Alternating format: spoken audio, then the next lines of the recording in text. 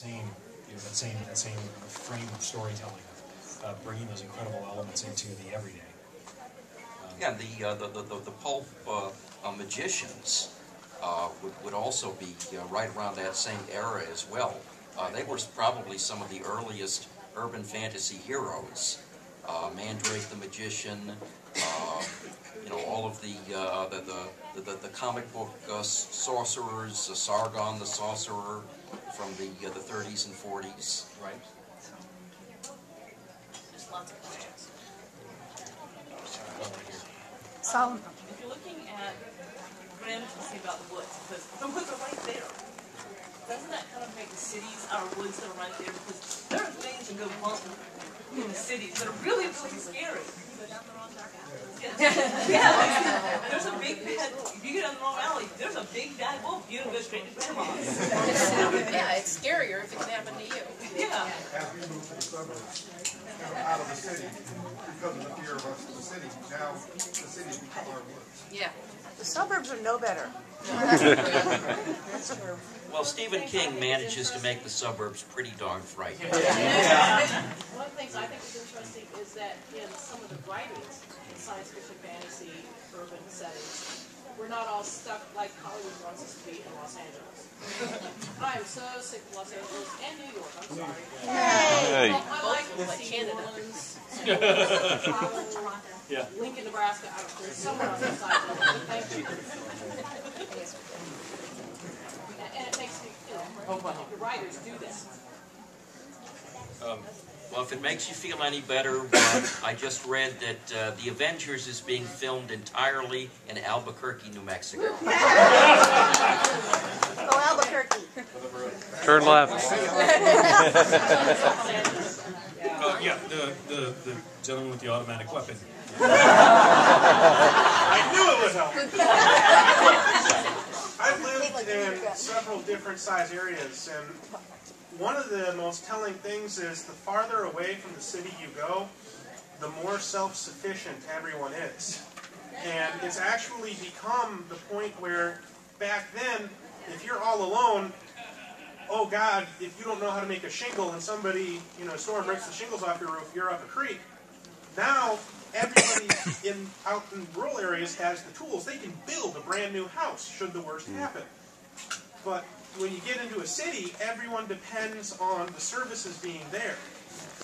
And the least self-sufficient people have all moved to cities because they can all help each other out. And it's terrifying to think that that person you've walked past every day and you've never needed to know their name is actually willing to turn around and kill you.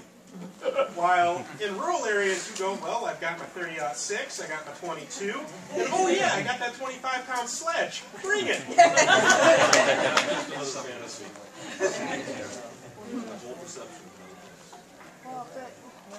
Okay, this gentleman right here with the black hat.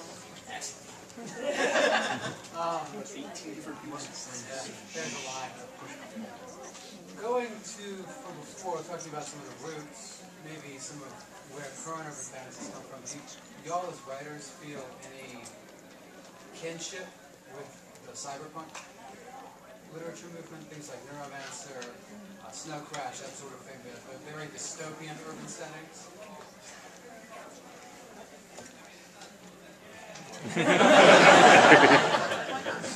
Well, I mean, if you think about it, Neuromancer really was urban fantasy, probably more so than science fiction, because Gibson later admitted when he was writing the book, he didn't know what a modem was. He thought, you know, he'd heard the word and thought it sounded interesting, and kind of made it up as he went along. But you know, cyberspace is... I've never heard that. Wow. I mean, unless it's an urban legend. I don't know. I've never heard that. I mean, but of course, you know, you have to believe everything you hear in science fiction. I didn't know what a modem was. I'm just being so disillusioned right now.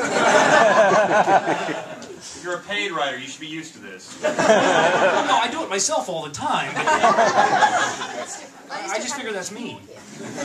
He's married, too. Now I'm upset. Okay, so that one wasn't as funny. I'm sorry. I'll cover your escape for 3 or 4 seconds. You know, so cyberspace is essentially it's a mentalized environment. I mean, it doesn't have any physicality. It really is a fantastical, almost a fantasy environment. So yeah, I mean, certainly the possibilities of crossover are right there. And certainly, currently the largest cyberspace interaction virtual reality in the world is a fantasy environment. World of Warcraft is. I mean, it is.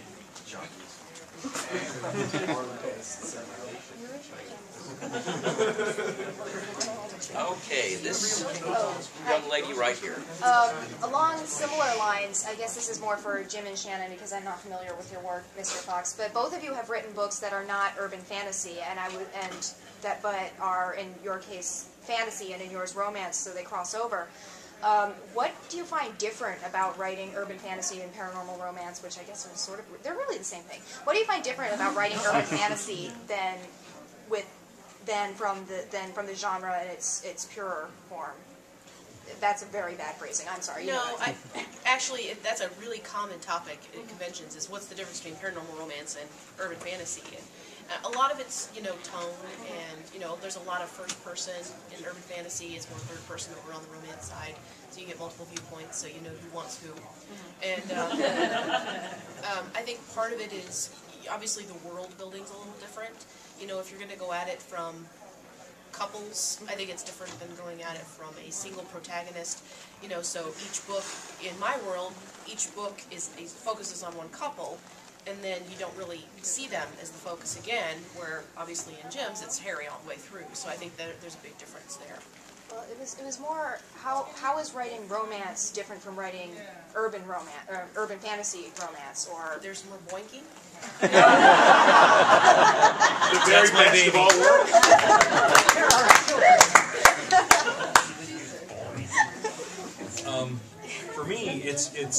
For me, it's a whole lot easier to write something like the Dresden Files than it is to write the pure fantasy that the Codex Alera was. It was set in a whole other world.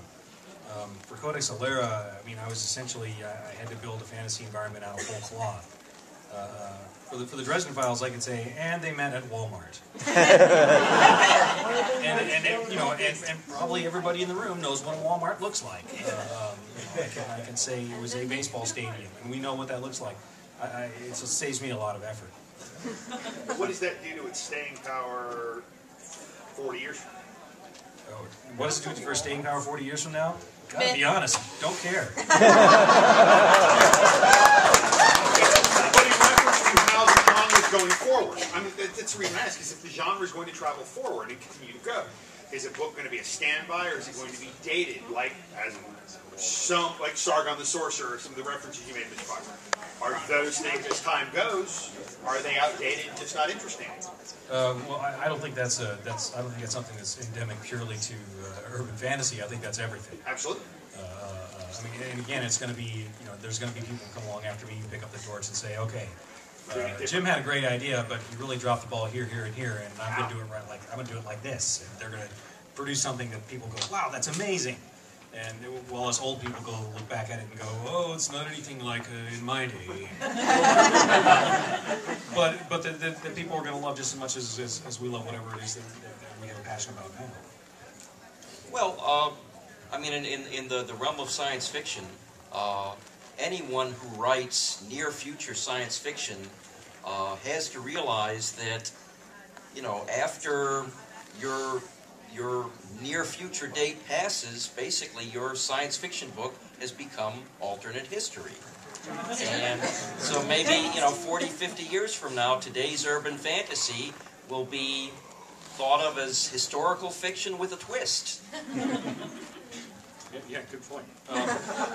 Yes, aspiring writers in the room, note to self, For y'all, set it at least 100 years in the future. Or don't disclose a specific actually, date. you know what? With life expectancy going up the way it is, make it 150.